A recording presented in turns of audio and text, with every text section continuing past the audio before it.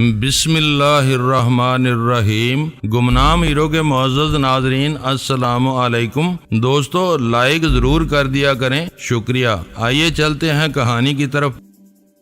اس وقت کی پہلی اور اہم ترین ضرورت یہ تھی کہ کار میں چھپایا ہوا چپ جلد از جلد سلطان شاہ کے ہاتھ آ جائے۔ میں نے گھر سے نکلتے ہوئے یہ نہیں سوچا تھا کہ مجھے کہاں جانا ہے۔ اپنے گھر کے قرب و جوار میں مشتبہ غیر ملکیوں کی موجودگی کی خبر ملتے ہی میں نے یہ فیصلہ کیا تھا کہ مجھے کار لے کر جلد از جلد گھر سے دور نکل جانا چاہیے۔ میں ڈیش بورڈ میں لگے ہوئے فیول گیج پر نظر ڈال کر یہ اطمینان کر چکا تھا کہ کار کی ٹینکی میں پیٹرول کی خاصی مقدار موجود تھی۔ وہ لوگ اپنے آلات کی مدد سے مجھ تک پہنچنے کی کوشش ضرور کرتے، لیکن میں ان کی دسترس سے اتنی دور نکل چکا تھا کہ چند منٹ تو کیا کئی گھنٹوں میں بھی وہ مجھ تک نہیں پہنچ سکتے تھے۔ میں اپنے جانے بوجھے راستوں پر رواں تھا، وہ سڑکوں کی بھول بھلائیوں میں بھٹکنے پر مجبور تھے۔ اس دوران میں ضرورت پیش آتی تو ہم بے فکری سے کسی بھی پیٹرول پمپ پر رک کر مزید پیٹرول ڈلوا سکتے تھے۔ سلطان شاہ چپ کی تلاش میں مصروف تھا۔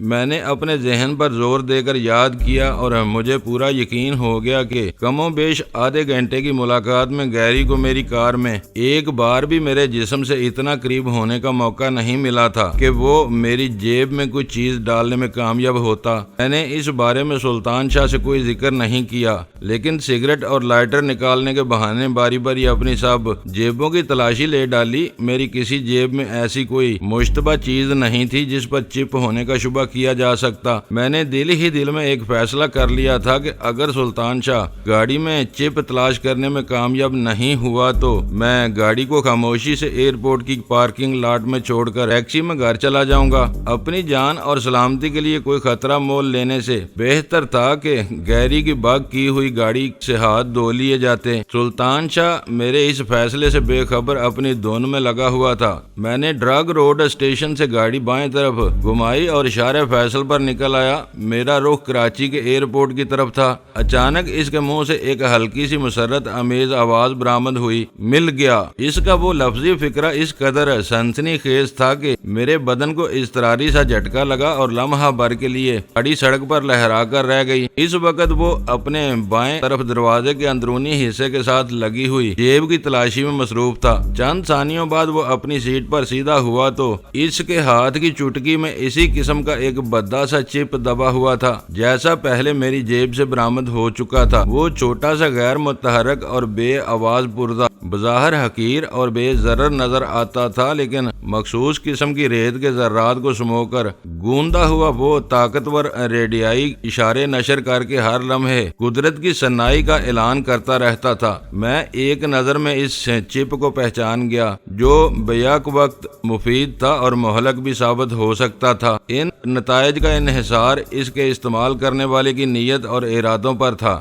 گیری نے اسے کرنل داور کے ٹھکانے کا سراغ لگانے کے لیے استعمال کیا تھا، لیکن مواصلات کے شعبے میں اس ننھے سے پردے کو ایک مخصوص سسٹم سے منسلک کر کے بھٹکے یا ڈوبے ہوئے بحری جہازوں کا پتہ چلانے کے لیے استعمال کیا جا سکتا تھا۔ اسے یہیں سڑک پر پھینک دوں، سلطان شاہ نے تائید طلب لہجے میں کہا۔ ایسی حماقت نہ کرنا، میں نے جلدی سے کہا۔ اپنے دائیں طرف دیکھو، مال گاڑی کے لدے ہوئے ڈبوں کی کئی قطاریں روانگی کے لیے تیار کھڑی ہیں۔ میں آگے سے گاڑی گھمانے کے بعد اسی مقام پر رکوں گا۔ یہ چپ کسی ڈبے میں ڈال دینا۔ میری تجویز سن کر سلطان شاہ خوش ہو گیا۔ مال گاڑی کھڑی ہوتی ہے تو کئی دن کھڑی رہتی ہے، چلتی ہے تو سسک کر چلتی ہے۔ کوئی میل ٹرین مل جائے تو مزہ آ جائے، وہ اپنا سر پیٹتے رہ جائیں گے کہ 150 میل کا فاصلہ ہوتے ہی ان کے آلات کا چپ سے رابطہ ٹوٹ جائے گا۔ میں اس کا آخری فقرہ سن کر حیران رہ گیا۔ میرے ساتھ رہ کر اس نے خاصی روانی سے انگریزی بولنی سیکھ لی تھی، لیکن اس کی تعلیم واجبی تھی۔ یہ نئے دور کا کمال تھا کہ اسے بھی یہ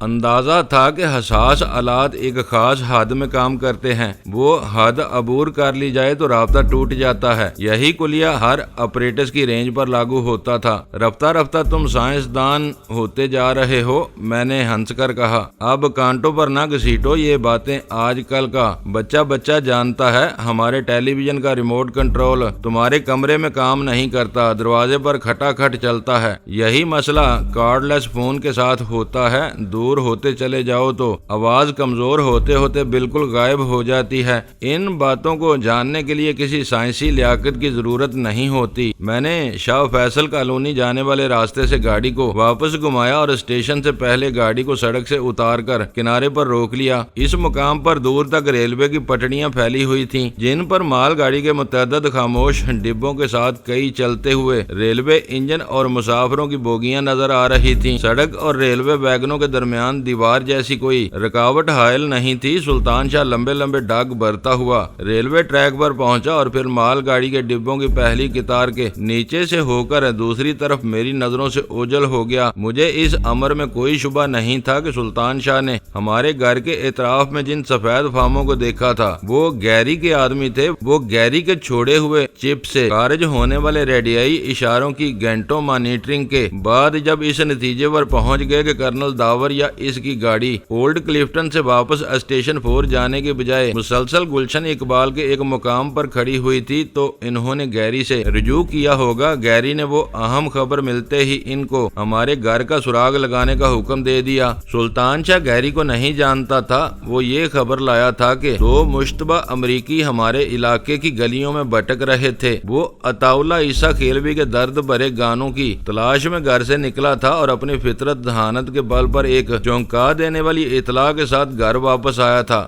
ایک موہوم سا امکان یہ بھی نظر آ رہا تھا کہ ان دونوں میں سے کوئی ایک پینٹاگون کا گیری رہا ہو۔ وہ لوگ ایک ساکت چپ کا سراغ لگاتے ہوئے گلشن اقبال تک پہنچے تھے۔ جب وہ اپنی منزل سے ذرا سی دور رہ گئے تھے تو سلطان شاہ نے ان کے رنگ میں بھنگ ڈال دی تھی۔ میں خطرے کو سر پر پا کر گھر سے نکل کھڑا ہوا۔ گھنٹوں سے ساکن چپ کے یکا یک متحرک ہو جانے پر وہ دونوں یقینی طور پر بکھلائے ہوں گے۔ ان کو فطری طور پر چپ کے اشاروں کے سہارے گاڑی کا پیچھا کرنے کی کوشش کرنی چاہیے تھی۔ اسی کام میں انہیں الجھن اور دشواری ضرور پیش آ سکتی تھی، لیکن وہ کام ناممکن نہیں تھا۔ وہ آسانی سے ہار نہیں مان سکتے تھے۔ ہمیں گھر سے نکلے ہوئے مشکل سے نصف گھنٹہ ہوا تھا۔ اس دوران میں ہماری گاڑی کی بدلتی ہوئی سمتوں نے ان دونوں کو خاصا پریشان کیا ہوگا، لیکن وہ آخر کار اپنے جدید اور حساس آلات کے سہارے اس نتیجے پر پہنچ گئے ہوں گے کہ ہم نے گلشن اقبال سے نکل کر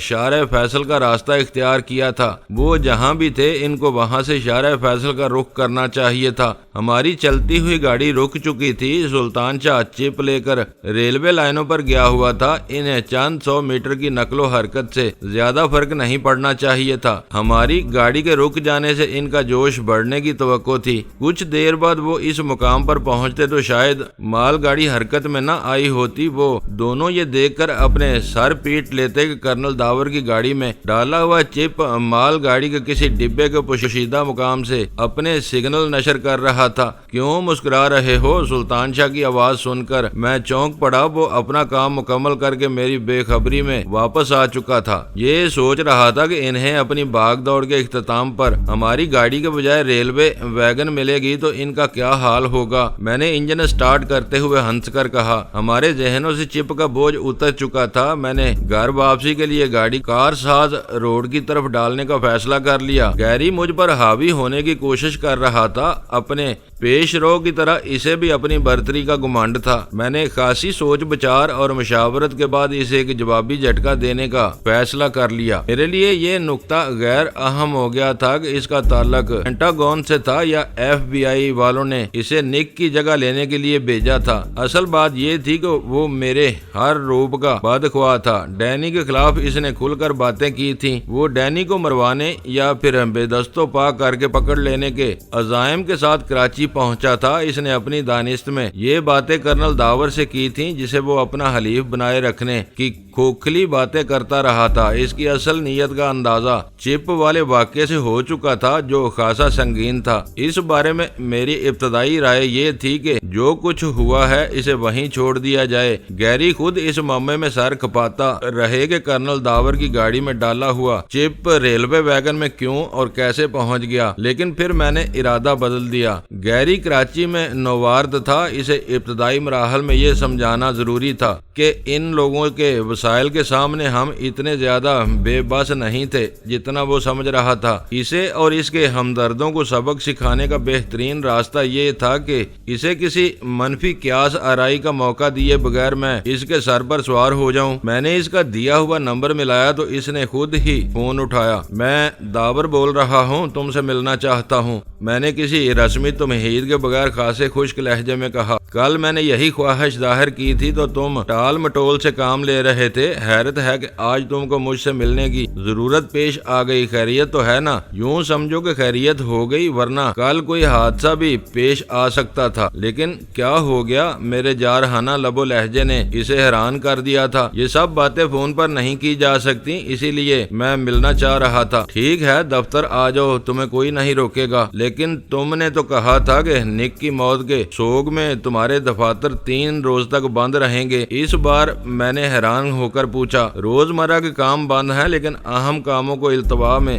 نہیں ڈالا جا سکتا. میں بیٹھا ہوا ہوں, تم کتنی دیر میں آ رہے ہو؟ 1 گھنٹے سے پہلے میں وہاں پہنچ جاؤں گا. میں نے کہا. اوکے. اس کی آواز آئی اور فون کا سلسلہ منقطع ہو گیا. ہیری کے بارے میں ایک بات صاف ہو چکی تھی کہ اسے میرے کرنل داور ہونے کا یقین تھا. وہ اپنے بدترین دشمن ڈینی کو میری ذات سے بالکل جدا شخص تصور کیے بیٹھا تھا. اس لیے میں نے بے خوف و خطر اس کے دفتر جانے کا ارادہ کر لیا تھا. اپنی گاڑی سے وہاں جانے میں کوئی مسئلہ نہیں تھا, لیکن میں گیری کو یہ تاثر نہیں دینا چاہتا تھا کہ وہ گاڑی تسلسل سے میرے استعمال میں رہتی ہے. گیری کے حساس دفتر میں کسی بھی قسم کا ہتھیار لے کر داخل ہونا ناممکنات میں سے تھا. میں نے روانگی سے پہلے کھوکھلے نگینوں والی دونوں زہریلی انگوٹھیاں اپنی انگلیوں میں ڈال لی. وہ آڑے وقتوں میں ہمیشہ میرے کام آتی رہی تھی. مجھے امید تھی کہ گیری نے اگر غیر متوقع طور پر کوئی گڑبڑ کرنے کی کوشش کی تو کسی بڑے ہتھیار کے مقابلے میں وہ بے ضرر انگوٹھیاں میرے زیادہ کام آ سکیں گی. رفتہ رفتہ میرے دشمنوں کو یہ معلوم ہو چکا تھا کہ میں نے کافی عرصے سے بیم گن سے خارج ہونے والی مہلک لیزر شعاؤں کا استعمال ترک کر کے زہر کا استعمال شروع کر دیا تھا. اس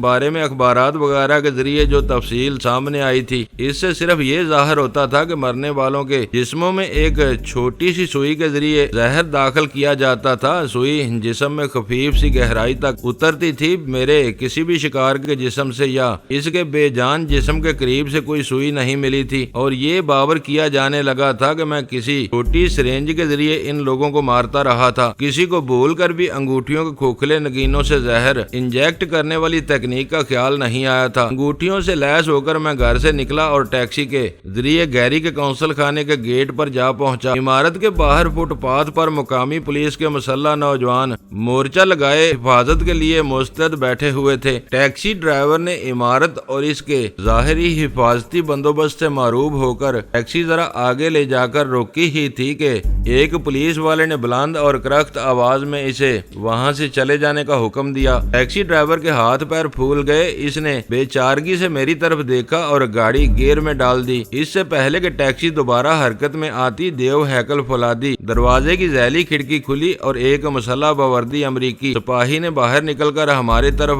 ہاتھ لہرایا. وہ اشارہ بہت واضح تھا. میں ٹیکسی سے اتر کر اس کی طرف لپکا. اس کی نظریں سخت ناقدانہ تھیں. اس نے نرم آواز میں مجھ سے وہاں رکنے کا مدعا پوچھا. جو ہی اس نے میری زبان سے میرا اور گیری کا نام سنا, اس نے مجھے ٹیکسی اندر لانے کے لیے کہا اور مڑ کر کھلی ہوئی ذیلی کھڑکی میں غائب ہو گیا. پولیس والے حیرت سے وہ تماشا دیکھتے رہ گئے. اس باوردی سپاہی کی اچانک مداخلت سے یہ واضح ہو گیا تھا کہ اندر والے باہر کے حالات کے بارے میں صرف مقامی پولیس پر انحصار نہیں کرتے تھے. اپنے خفیہ کیمروں کی مدد سے پھاٹک کے باہر ہونے والی ہر سرگرمی سے پوری طرح باخبر رہتے تھے. محض چند قدم کے فاصلے کے لیے دوبارہ ٹیکسی میں بیٹھ کر اندر جانا خاصا احمقانہ فعل تھا. میرے دل میں آئی کہ ڈرائیور کو کرایہ دے کر وہیں سے فارغ کر دوں, مگر پھر میری انا آڑے آ گئی. گیری مجھے اتنی عزت دے رہا تھا تو اس سے مستفیض ہونا بہت ضروری تھا. حیران و پریشان ڈرائیور نے میرے اما پر ٹیکسی کو ریورس کر کے گیٹ تک پہنچایا. اس بار مقامی پولیس والے خاموش تماشائی بنے رہے. پوشیدہ مشینی نظام کے سہارے ایک آہنی پھاٹک اندر کی طرف کھلتا چلا گیا اور اتنی جگہ پیدا ہو گئی کہ ٹیکسی تو کیا, ٹرک بلکہ ٹینک بھی اندر جا سکتا تھا. میں جلال کے ساتھ وہاں آیا تھا تو ہم دونوں کو گاڑی سے اتار کر آلات اور لمبی لمبی چھڑیوں کے سروں پر لگے ہوئے آئینوں کی مدد سے پوری گاڑی کے اندرونی اور نچلے حصے کی تفصیلی تلاشی لی گئی تھی اور کار کو پارکنگ ایریا میں چھوڑ کر ہمیں ایک چالاک امریکی گارڈ کی رہنمائی بلکہ نگرانی میں اجلاس والے کمرے تک پہنچایا گیا تھا۔ جلال کی گاڑی کے مقابلے میں ٹیکسی بہت حقیر اور غیر معتبر تھی، مگر مجھے حیرت ہوئی کہ اسے تلاشی وغیرہ کے لیے نہیں روکا گیا۔ عمارت کے برآمدے میں کھڑا ہوا ایک شخص ہاتھ ہلا کر ہمیں اس طرف بلا رہا تھا۔ جلال ایک اجلاس میں شرکت کے لیے اپنی سرکاری حیثیت میں قونصل خانے میں پہنچا تھا۔ انہوں نے اپنی چار دیواری میں احتیاطی تدابیر کے نام پر اس کے ساتھ جو سلوک کیا وہ ان کے احساس برتری کا مظہر تھا۔ وہ وہاں آنے والے ہر پاکستانی اہلکار کو نفسیاتی طور پر معروب کرنے کی پالیسی پر گامزن تھے، جبکہ میں وہاں کسی سرکاری حیثیت میں نہیں آیا تھا، گیری کے ایک حلیف کے طور پر اس سے ملنے کے لیے وہاں پہنچا تھا۔ برآمدے کے قریب ٹیکسی سے اتر کر میں نے ڈرائیور کو کرایہ ادا کیا۔ برآمدے میں کھڑا ہوا گورا میرے قریب آ گیا۔ اس نے اپنی رفتار دانستہ اتنی سست رکھی تھی کہ جب وہ میرے قریب پہنچے تو میں کرائے کی ادائیگی سے فارغ ہو چکا ہوں۔ جیک، اس نے مجھ سے ہاتھ ملاتے ہوئے دانت نکال کر اپنا تعارف کرایا۔ ڈی، میں نے بھی اسی کے انداز میں برجستہ کہا۔ ٹیکسی واپس ہو رہی تھی۔ ڈی، اس نے حیرت سے دہرایا۔ میرا تعارف سنتے ہی اس کے بشرے سے ساری خوش خلقی رخصت ہو گئی تھی۔ تم حیران کیوں ہو گئے؟ میں نے اپنے ہاتھ پر اس کے ہاتھ کی گرفت غیر دوستانہ حد تک سخت ہوتی ہوئی محسوس کی۔ مجھے گیٹ سے بتایا گیا تھا کہ آنے والے کا نام کرنل داور ہے۔ اس نے میری آنکھوں میں غور سے دیکھتے ہوئے کہا۔ اس کا بایاں ہاتھ اس دوران میں بیلٹ کلپ سے لگے ہوئے واکی ٹاکی تک پہنچ چکا تھا۔ صحیح بتایا گیا تھا، میں نے مسکراتے ہوئے جواب دیا۔ ڈی میرے نام کا پہلا حرف ہے اور بے تکلف ساتھی مجھے ڈی ہی کہتے ہیں۔ میں نے اپنے منہ سے اپنا سابق عہدہ دہرانا پسند نہیں کرتا۔ ایسا لگتا ہے جیسے میں عہدہ جتا کر دوسروں کو مروب کرنے کی کوشش کر رہا ہوں۔ اس کے چہرے پر دوبارہ دوستانہ ملاحت پھیل گئی۔ ویسے ڈی بہت زیادہ مختصر اور عجیب سا نام لگتا ہے۔ تم لوگوں کے نام بھی اتنے ہی مختصر ہوتے ہیں، جیک، ڈک، ٹام، نک وغیرہ۔ میں نے اس کے ساتھیوں کے نام لینے کے ساتھ ساتھ برآمدے میں داخل ہوتے ہوئے جان بوجھ کر نک کا نام لیا۔ بیچارہ نک۔ وہ ایک گہرا سانس لے کر افسردگی سے بولا۔ میرا چلایا ہوا تیر نشانے پر لگا تھا۔ وہ بہت اچھا آدمی تھا، مگر اس کی محنت اور کارکردگی کی وجہ سے اس کے سارے دشمن اس سے نفرت کرتے تھے۔ ان میں ڈینی سر فہرست تھا۔ تمہاری زبان سے ڈی سنتے ہی ایک لمحے کے لیے مجھے یوں محسوس ہوا تھا جیسے تم نے ڈینی کہا ہو۔ اس کا جواب سن کر میں حیران رہ گیا۔ وہ قونصل خانے میں اپنے فرائض کے اعتبار سے ایک عام آدمی معلوم ہوتا تھا، لیکن اس کے ذہن میں میری طرف سے اتنا زہر بھرا ہوا تھا کہ میرا اصل نام اسے ازبر تھا۔ یہ اتفاق ہے کہ ڈی دونوں جگہ مشترک ہے، داور میں اور ڈینی میں بھی۔ میں نے اس کی بات مذاق میں اڑا دی۔ ہم سب کے دل نک کے سوگ میں ڈوبے ہوئے ہیں۔ وہ مغموم لہجے میں کہہ رہا تھا، یہاں ہمارا سہ روزہ سرکاری سوگ کل ختم ہو جائے گا، لیکن میرا دل مدتوں اسے فراموش نہیں کر سکے گا۔ وہ بہت ہمدرد اور بے لوث انسان تھا۔ اس جیسے لوگوں کو موت بہت جلد چاٹ لیتی ہے۔ میں نے اپنے دل کا غبار نکالنے کے لیے زو مانی بات کہی۔ میرے لیے وہ اب گیری کے روپ میں زندہ ہے۔ اس نے یکا یک خاموشی اختیار کر لی۔ میرا آخری فکرہ سن کر اسے احساس ہوا ہوگا کہ اس بے تکلفی نے ہماری گفتگو کو خطرناک رخ دے دیا تھا۔ روشن اور کشادہ راہداریاں ویران پڑی ہوئی تھیں۔ بیشتر دفاتر کے دروازے بند تھے اور ان کے شیشوں کے پیچھے اندھیرے کا راج نظر آ رہا تھا۔ دبیز فرشی قالین پر ہم دونوں کے قدموں کی ہلکی سی دھمک سناٹے میں خاصی واضح سنائی دے رہی تھی۔ باقیہ راستہ ہم دونوں نے خاموشی سے طے کیا۔ جیک نے ایک بند دروازے کے سامنے رک کر اپنی شہادت کی انگلی سے چوبی دروازے پر ہلکی سی دستک دی اور میرے لیے دروازہ کھول دیا۔ وہ باہر رکا رہا، میں اندر داخل ہو گیا۔ کمرے میں دودھیا روشنی ہونے کے باوجود ماحول پر عجیب سی پراسراریت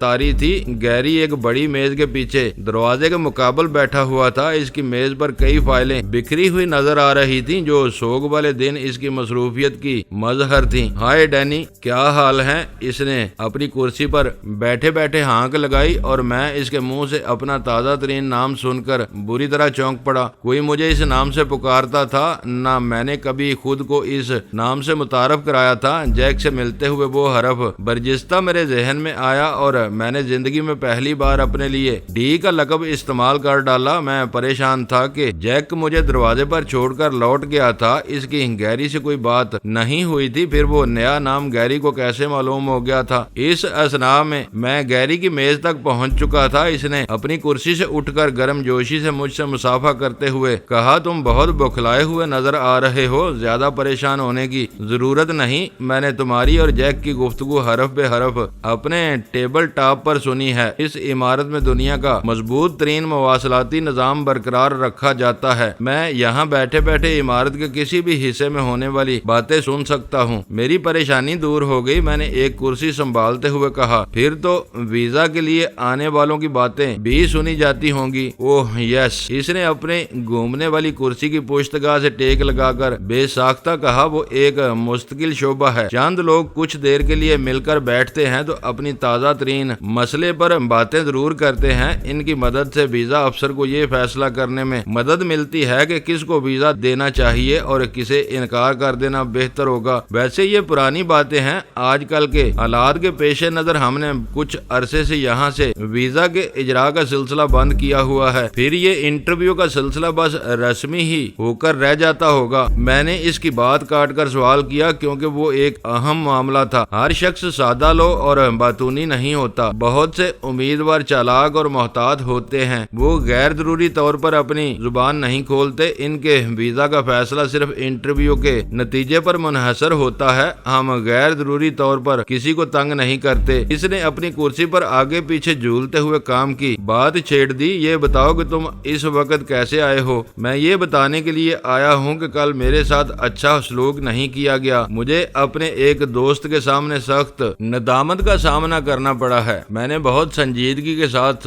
سخت لہجے میں اپنی شکایت پیش کر دی۔ تمہارے دوستوں کے معاملات سے مجھے کیا سروکار ہو سکتا ہے؟ اس نے بالکل لا تعلقی اختیار کر کے سادگی سے سوال کیا۔ حلیفوں کے ساتھ حریفوں والا سلوک نہیں کیا جاتا۔ میں نے اس کی آنکھوں میں آنکھیں ڈال کر کہا، کل تم نے میری مخبری کے لیے میری گاڑی کو بگ کیا تھا۔ وہ الزام بہت واضح اور براہ راست تھا۔ غصے کے ابال سے گیری کا چہرہ سرخ ہو گیا۔ تم کو اندازہ ہے کہ تم کیا کہہ رہے ہو؟ اس نے اپنے لہجے پر قابو رکھتے ہوئے کہا، مجھے احساس ہوا کہ میں نے براہ راست الزام تراشی کر کے غلطی کا ارتکاب کیا تھا۔ تھوڑی سی تمہید کے بعد وہ بات کہی جاتی تو شاید زیادہ کارگر رہتی۔ میں نے فوری طور پر سنبھالا لے کر کہنا شروع کیا، کم از کم میں یہی سمجھنے پر مجبور ہوں، کل دوپہر کو تم سے ملاقات کے لیے میں نے ایک دوست سے گاڑی مستعار لی تھی۔ واپسی پر میں نے وہ گاڑی اس کے گھر چھوڑ دی۔ شام کو ایک مشتبہ گاڑی اس کے گھر والی گلی میں سے رینگتی ہوئی گزری۔ اس میں تمہارے دو ہم قوم سوار تھے۔ ایسا معلوم ہو رہا تھا جیسے انہیں کسی کی تلاش ہے۔ میرا دوست دل کا مریض ہے، وہ اس قدر دہشت زدہ ہوا کہ اس کار کے غائب ہوتے ہی اپنی گاڑی لے کر اپنے گھر سے بھاگ کھڑا ہوا اور سیدھا میرے پاس آ پہنچا۔ میں دانستہ بات ادھوری چھوڑ کر خاموش ہو گیا۔ ہیری بولا، ابھی تک میرا کوئی ذکر سامنے نہیں آیا، یہ بالکل بے سروپا کہانی ہے۔ اس وقت تم کہاں تھے؟ میرے لیے وہ سوال متوقع تھا اور میرے ذہن میں اس کا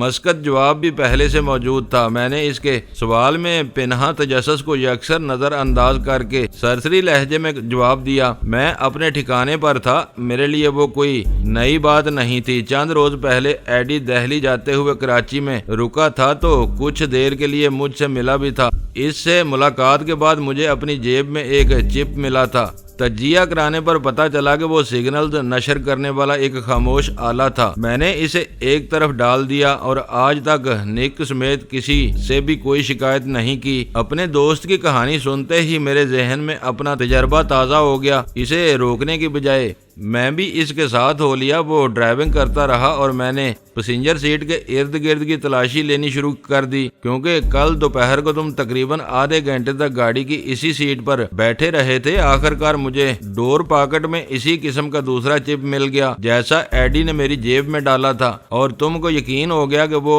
چپ میں نے گاڑی میں ڈالا تھا۔ اس بار گیری کی آواز نرم اور شاید قدرے تمسکرانہ بھی تھی۔ وہ چپ کہاں ہے؟ میں نے راستے میں اسے ریل کی پٹڑیوں کی طرف اچھال دیا تھا وہ وہیں سنگریزوں میں پڑا ہوا ہوگا، پٹڑی پر گرا ہوگا تو کسی ٹرین کے پہیوں کے نیچے آ کر تباہ ہو چکا ہوگا۔ اب اس کے ہونے یا نہ ہونے سے کوئی فرق نہیں پڑتا، یہ میرا ذاتی تجربہ ہے، اسے تم سمیت کوئی بھی جٹلانے میں کامیاب نہیں ہو سکتا۔ گیری اچانک ہنس پڑا اور بولا، تم کو بدترین غلط فہمی ہوئی ہے، میں تمہارے تجربے کی سچائی کو پوری طرح تسلیم کرتا ہوں، لیکن یہ کہانی ہی کچھ اور تھی۔ وہ بہت خاص اور بیش قیمت چپ ہے جسے چنے کے دانوں کی طرح برباد نہیں کیا جا سکتا۔ میں نے وہ جان بوجھ کر تمہاری گاڑی میں نہیں ڈالا تھا، موڑنے توڑنے میں وہ میری جیب سے نکل گیا ہوگا۔ جب مجھے اس کی گم شدگی کا احساس ہوا تو اس کی تلاش شروع ہوئی۔ تم کو یہ معلوم نہیں تھا کہ تم نے وہ چپ میری گاڑی میں کھویا تھا۔ میں نے اس کے سفید جھوٹ پر اپنا غصہ دباتے ہوئے ترشی سے پوچھا، معلوم ہوتا تو یہ سب چکر ہی نہ چلتا، میں تم کو فون کر دیتا اور تم اس گاڑی کی تلاشی لے کر میرا چپ برآمد کر لیتے، بات ختم ہو جاتی۔ تم کو اقرار ہے کہ تمہارے دو آدمی اس چپ کی تلاش میں گلشن اقبال میں پہنچے تھے؟ میں نے جرا کرنے والے انداز میں پوچھا۔ اس نے پرسکون انداز میں اپنے سر کو اسبات میں جنبش دی اور کہا، اس چپ کے سگنل ایک خاص مشین پر مانیٹر کر کے یہ پتہ چلایا جا سکتا ہے کہ وہ چپ ایک خاص وقت پر مشین سے کتنی دور اور کس سمت میں ہے۔ وہ دونوں آدمی اس مشین کے ساتھ ہی اپنی مہم پر روانہ ہوئے تھے۔ مجھے حیرت ہے کہ وہ الو کے پٹھے تمہارے دوست کے مکان کے سامنے سے گزر گئے اور مشین پر یہ نہ دیکھ سکے کہ وہ اس وقت چپ سے کم ترین فاصلے پر تھے۔ وہ مجھ سے جھوٹ بول رہا تھا، میں نے بھی اس سے سچ نہیں بولا تھا۔ دوست اور اس کے گھر کی باتیں بے بنیاد تھیں۔ میں دل ہی دل میں خدا کا شکر ادا کر رہا تھا کہ میں بر وقت ان کی دسترس سے دور نکل جانے میں کامیاب ہو گیا تھا۔ ان کی ولدیت کے بارے میں وثوق سے کچھ کہنے کی پوزیشن میں نہیں ہوں۔ اس بار میں نے اس کی ہڈیوں کو سلگا دینے والی مسکراہٹ کے ساتھ جواب دیا، تم کو اب احساس ہو جانا چاہیے کہ ان حالات میں میرا مشتعل ہونا اور یہاں تک آنا حق بجانب ہے۔ یہ بتاؤ کہ اس وقت تمہاری مانیٹرنگ مشین اس چپ کے بارے میں کیا خبر دے رہی ہے؟ گیری کی عقابی نظریں میرے چہرے پر جم گئیں۔ اس نے کہا، وہ پٹڑی پر گرا اور نہ سنگریزوں میں، وہ مال گاڑی کی ایک بوگی کے کسی ایسے حصے میں پھنسا ہوا ہے جہاں تک پہنچنا محال ہے۔ میرے آدمی وہاں رک کر اسے تلاش کرنے کا خطرہ مول نہیں لے سکتے تھے۔ ظاہر ہے میں نے سر ہلا کر اس کی ہاں میں ہاں ملائی۔ ریلوے ملازمین یا پولیس والے ان کو مشتبہ انداز میں وہاں پھرتے ہوئے دیکھ لیتے تو غیر ملکی دہشت گردوں کے شعبے میں مار مار کر ان کی ہڈی پسلی ایک کر دیتے، تمہاری مانیٹرنگ مشین بھی تباہ ہو جاتی۔ اچھا ہوا کہ اس کا سراغ لگا لینے کے باوجود وہ خالی ہاتھ واپس آ گئے۔ دو انسانی جانیں ایک چپ سے کہیں زیادہ قیمتی ہوتی ہیں۔ تمہارے لب و لہجے سے طنز کی بو آ رہی ہے، اس نے ہلکی سی ترشی سے کہا۔ ہرگز نہیں، تمہیں معلوم ہے کہ یہاں پھیلے ہوئے تخریب کار آئے دن ریل گاڑیوں اور ریلوے ٹریک کو دہشت گردی کا نشانہ بناتے رہتے ہیں۔ میں اسی حوالے سے کہہ رہا تھا کہ وہ دونوں وہاں رنگے ہاتھوں پکڑے جاتے تو ان کی بہت بری درگت بنتی اور تمہاری کوششوں کے بغیر ان کی گلو خلاصی ممکن نہ ہوتی۔ ایڈی والا چپ کہاں ہے؟ اس نے یکا یک وہ ناخوشگوار موضوع بدل دیا جو اس کی دکھتی ہوئی رگ پر دباؤ ڈال رہا تھا۔ مجھے ابتدا ہی سے اندازہ تھا کہ وہ چپ بھی مانیٹرنگ کیا جا رہا ہوگا۔ میں نے اس بارے میں کوئی سوال کیے بغیر سادگی سے کہا، تمہارے لیے وہ بیش قیمت ہوگا، میرے لیے اس کی قیمت کچھ بھی نہیں تھی۔ میں نے بے پرواہی سے اسے اپنے دفتر کی کسی میز کی دراز میں ڈال دیا، وہ اب بھی اسٹیشن 4 میں پڑا ہوا ہوگا۔ تم نے جب سب کچھ سمجھ لیا تھا تو ایڈی کی اس حرکت کے بارے میں نک سے کوئی شکایت کیوں نہیں کی؟ اس نے اشتباہ آمیز لہجے میں پوچھا۔ شکایت بے سود ہوتی، مجھے اپنی جیب میں چپ کی موجودگی کا پتہ چلا تو ایڈی کو نئی دہلی پہنچے ہوئے ایک دن ہو چکا تھا۔ میں شکایت کرتا تو نک کچھ بھی نہ کرتا،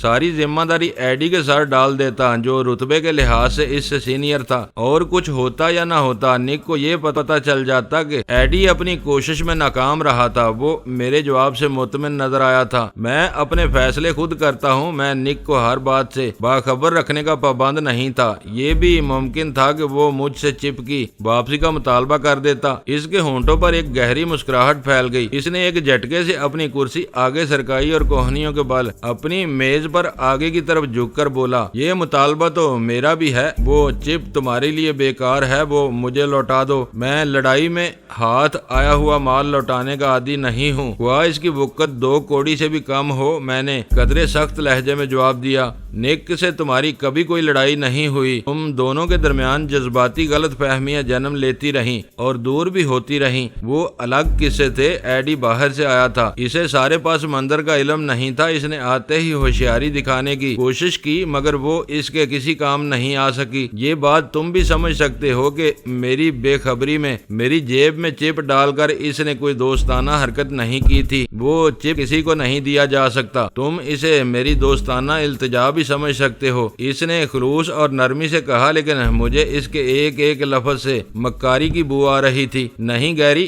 کوئی اور بات کرو، اس پرانے قصے کو طول دے کر تم میرے زخم خرید رہے ہو۔ یہاں آنے تک میں تمہیں بھی ایڈی کی قبیل کا مہم جو سمجھ رہا تھا، کیونکہ تم نے بھی اسی کی طرح میری گاڑی میں چپ ڈالا تھا، اور یہ دوستانہ فعل ہرگز نہیں۔ اس نے مضطربانہ انداز میں میری بات درمیان سے اچک لی اور بولا، میں تمہیں بتا چکا ہوں کہ وہ چپ بے دھیانی میں میری جیب سے گر گئی تھی۔ مجھے تو یہ بھی معلوم نہیں تھا کہ وہ کہاں گری ہوگی۔ میرے آدمی علل ٹپ اس کی تلاش میں نکلے۔ مجھے یہ معلوم نہیں تھا کہ اس گلی کے دوسرے سرے پر تم سے ملاقات ہوگی۔ تم بلا وجہ دوبارہ وہ ذکر نکال رہے ہو، اس کا مطلب یہ ہوا کہ تمہیں میری مخلصانہ وضاحت پر یقین نہیں آیا۔ تم نے میری بات درمیان سے کاٹ دی۔ میں یہی کہنے جا رہا تھا کہ یہاں آنے تک مجھے تمہاری حرکت پر غصہ تھا، لیکن تمہاری وضاحت قبول کر لینے کے بعد میں ہر تلخی کو فراموش کر چکا ہوں اور تم سے دوستانہ ماحول میں باتیں کر رہا ہوں۔ اچھا ہوا کہ تم یہاں آ گئے، فون پر یہ سب باتیں نہیں ہو سکتی تھیں۔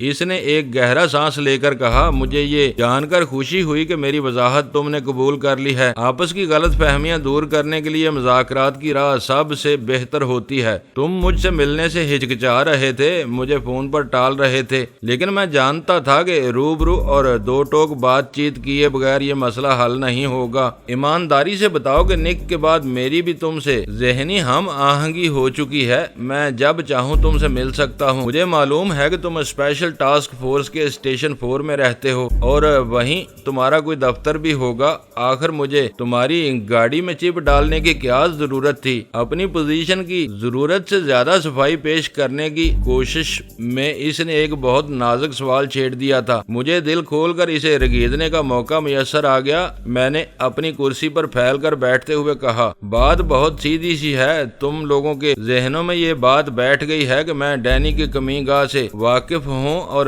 تمہیں وہاں تک لے جا سکتا ہوں۔ نک کو شبہ تھا کہ میں نے ڈینی کی گرفتاری کو سوبراج کی موت سے مشروط کر دیا ہے۔ جب تک سوبراج سامنے نہیں آئے گا یا مارا نہیں جائے گا، میں ڈینی کو اس کے حوالے نہیں کروں گا۔ گیری بہت توجہ سے میری بات سن رہا تھا۔ میں نے سلسلہ کلام جاری رکھا، میں تم سے ملنے کے لیے آتا ہوں تو تم مجھے پکڑ کر قید نہیں کر سکتے۔ تم جانتے ہو کہ میں احمق نہیں ہوں۔ اپنے اعتماد کے 2-4 آدمیوں کو بتا کر آتا ہوں کہ کہاں جا رہا ہوں۔ اگر ایک مقررہ وقت میں میری واپسی نہ ہوئی تو وہ ایک ہنگامہ کھڑا کر دیں گے۔ اس نے کچھ بولنے کے لیے منہ کھولا ہی تھا کہ میں نے ہاتھ اٹھا کر اسے روک دیا۔ خاموشی سے میری بات سنتے رہو۔ ضروری نہیں کہ یہ سب درست ہو، لیکن میں یہی سوچ رہا تھا۔ تم مجھے دھوکے سے اپنا قیدی بنانا چاہتے ہو تاکہ کسی کو کانوں کان پتہ نہ چل سکے کہ کرنل داور کو زمین نگل گئی یا آسمان کھا گیا۔ دوران قید مجھ پر تشدد کر کے تم میری زبان سے ڈینی کے ٹھکانے کا راز اگلوانا چاہتے ہو۔ اس کے لیے ضروری تھا کہ تم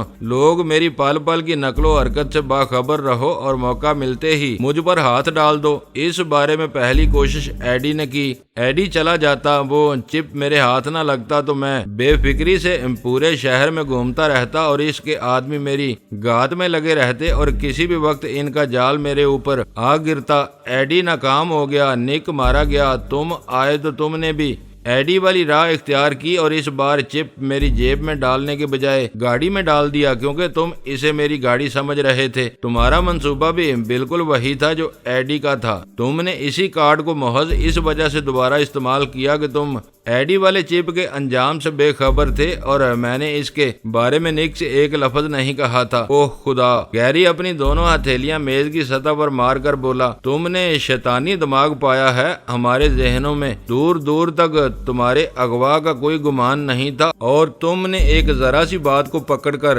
اتنی لمبی چوڑی اور مربوط کہانی تیار کر لی۔ تم یقین کرو کہ یہ تمہارا وہم ہے۔ ہم ڈینی تک پہنچنے کے لیے واقعی بے چین ہیں، لیکن اس کے لیے تمہارے ساتھ کسی کسی غیر دوستانہ سلوک کے بارے میں نہیں سوچ سکتے۔ میں نے اسے یہ یاد دلانا بھی مناسب نہیں سمجھا کہ اس نے ڈینی کے نہ ملنے کی صورت میں ایس ٹی ایف کی اینٹ سے اینٹ بجا دینے کی کھلی دھمکی دی تھی۔ جو لوگ اداروں کے خلاف اس حد تک آگے جا سکتے تھے، ان کے لیے کسی فرد واحد کو چونٹی کی طرح مسل کر بھول جانا ذرا بھی مشکل نہیں تھا۔ اس ضمن میں ایس ٹی ایف کی قانونی پوزیشن غیر اہم تھی۔ یہ حقیقت تم نے واضح کی ہے۔ آج میری اور تمہاری ملاقات نہ ہوتی تو میں اپنے مفروضات پر قائم رہتا اور ہمارے درمیان اناد کی جڑیں گہری ہو جاتی۔ اپنی مخاصمانہ رو میں بہتے ہوئے تم نے یہ نہیں سوچا کہ ہم ایک ناکام حربے کو تم پر دوبارہ نہیں آزما سکتے۔ سچ پوچھو تو میری دانست میں تمہیں ایڈی والے چپ کے بارے میں کچھ معلوم نہیں ہو سکا تھا۔ وہ میری جیب میں تھا۔ جب اس کے سگنل مسلسل ایک ہی پوزیشن سے آتے رہے ہوں گے تو ایڈی یا نک کے کارندوں نے فرض کر لیا ہوگا کہ میں نے وہ لباس تار کر میلے کپڑوں میں ڈال دیا ہے۔ انہیں چپ کی ناکامی کا علم اس وقت ہوتا جب میں نک سے اس کے بارے میں کوئی شکایت کرتا۔ میری خاموشی سے یہ مطلب اخذ کیا گیا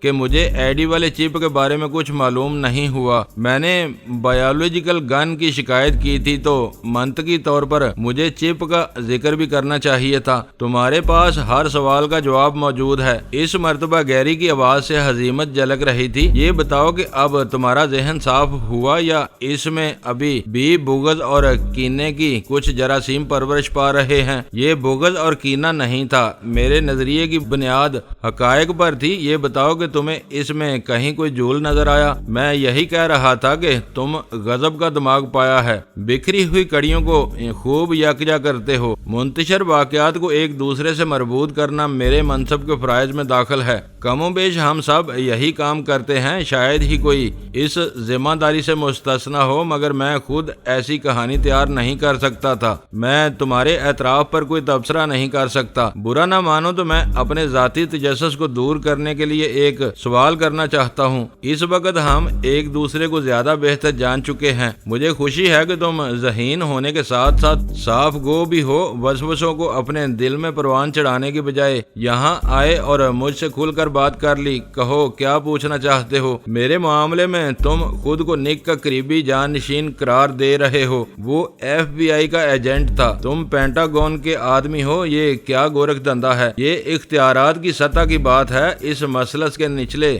سرے پر دونوں کنارے ایک دوسرے سے بہت دور نظر آتے ہیں۔ جوں جوں اوپر بڑھتے رہو وہ کنارے قریب تر ہوتے جاتے ہیں اور اوپر جا کر ایک نقطے میں مدغم ہو جاتے ہیں۔ اوپری نوک کو امریکہ کا صدر تصور کر لو، وہ سارے اختیارات کا منبع ہے۔ ہم سب اس نیچے والی مثلث میں کہیں نہ کہیں ہیں۔ ہم کہیں بھی ہوں، سب مل جل کر اپنے قومی مفاد کے لیے کام کرتے ہیں۔ تم ان چکروں میں نہ پڑو کہ کون کیا ہے۔ اب تمہارا واسطہ مجھ سے رہے گا۔ اس نے بہت مدلل انداز میں میرے سوال کو ٹال دیا۔ میں سوچ بھی نہیں سکتا تھا کہ اس کھیل کے کسی مرحلے پر پینٹاگون والے بھی درمیان میں آ کودیں گے۔ تم نہیں بتانا چاہتے تو میں اصرار نہیں کروں گا، میں نے سرسری لہجے میں کہا۔ اب تک ہم ڈینی کے بارے میں بات کرتے رہے ہیں، ویرا کے بارے میں تم کیا جانتے ہو؟ چند ثانیوں کے توقف کے بعد اس نے سوال کیا۔ وہ بھی تمہیں مطلوب ہے اور آج کل پاکستان ہی میں موجود ہے۔ اندر کی یہ خبر تم نے نک تک پہنچائی تھی کہ شوبراج نے ویرا کو پکڑ لیا تھا، لیکن وہ اسے جل دے کر فرار ہونے میں کامیاب ہو گئی۔ نک نے اپنے ذرائع سے میری دی ہوئی خبر کی تصدیق کی تھی۔ تم اس کے بارے میں بہت باخبر ہو۔ وہ اب کہاں ہے؟ میرے اندازے کے مطابق اسے کراچی میں موجود ہونا چاہیے۔ میں نے اپنے ذہن پر زور دینے کی اداکاری کرتے ہوئے جواب دیا۔ ہماری اطلاعات کے مطابق وہ ہر وقت ڈینی کے ساتھ رہتی ہے۔ تمہاری اطلاعات ناقص ہیں، وہ دونوں ایک دوسرے سے ملتے رہتے ہیں لیکن ایک ساتھ رہنے کا خطرہ مول نہیں لیتے۔ میں نے جب ڈینی کو پکڑا تو ویرا وہاں موجود نہیں تھی۔ اس کا جرم ڈینی سے زیادہ سنگین ہے۔ وہ ایک وفادار امریکی شہری تھی، شی میں جمی لائٹ کی دستے راست بنی ہوئی تھی، لیکن اب گمراہ ہو کر اپنے ملک کے خلاف میدان میں اتری ہوئی ہے۔ ڈینی نے اس کا برین واش کر دیا ہے۔ ہو سکتا ہے کہ تم درست کہہ رہے ہو، میں نے نرم لہجے میں کہا۔ وہ جمی لائٹ کو اپنا باپ سمجھتی تھی۔ جب اسے وائٹ ہاؤس کے احاطے میں قتل کیا گیا تو وہ بغاوت پر اتر آئی۔ اگر یہودیوں کے اعماء پر جمی لائٹ کو راستے سے نہ ہٹایا جاتا تو ویرا آج بھی باغی نہ ہوتی۔ صدر سے ملاقات کے چند منٹ بعد اس کا قتل بہت معنی خیز تھا۔ تم یہودیوں کے خلاف بغض اور منافرت میں مبتلا ہو، اس نے کچھ کہنا چاہا لیکن میں نے اس کی بات کاٹ دی۔ میں نے اپنی طرف سے کوئی بات نہیں کہی، ویرا کی بات دہرائی تھی۔ ہم ویرا کو امریکہ لے جا کر اس پر کھلی عدالت میں مقدمہ چلائیں گے اور میڈیا پر اس کی بھرپور تشہیر ہوگی تاکہ وہ زہریلی ناگن دوسرے امریکیوں کے لیے عبرت کا سامان بن سکے۔ وہ بدترین سزا اور انجام کی مستحق ہے۔ اس کا سب سے بڑا جرم تو یہی ہے کہ وہ ہیروئن کے انسداد کے نام پر شی کے ذریعے اس وبا کی اسمگلنگ اور فروغ کی سرپرستی کرتی رہی۔ شی میرا موضوع نہیں ہے، وہ کسمسا کر بولا۔ وہ بھی اس کی دکھتی رگ تھی۔ یہ ریکارڈ کی بات تھی کہ اپنے اچھے دنوں میں شی عالمی سطح پر ہیروئن کی سب سے بڑی اکیلی سوداگر تھی اور اس کے سربراہ کو براہ راست امریکی صدر تک رسائی حاصل تھی۔ دوستو ویڈیو کو لائک ضرور کر دیا کریں۔ ISI پاک آرمی زندہ باد، پاکستان پائندہ باد۔ معزز ناظرین اپنا خیال رکھیے گا اور اپنے اس چینل کا بھی شکریہ۔